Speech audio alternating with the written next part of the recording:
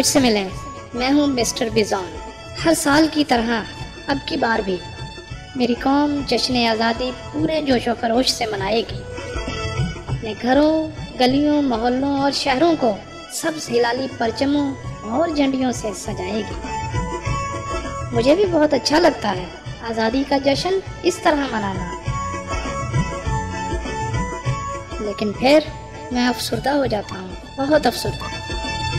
सोच रहा हूँ कि इस बार आज़ादी का जश्न एक नए ढंग से मनाऊं।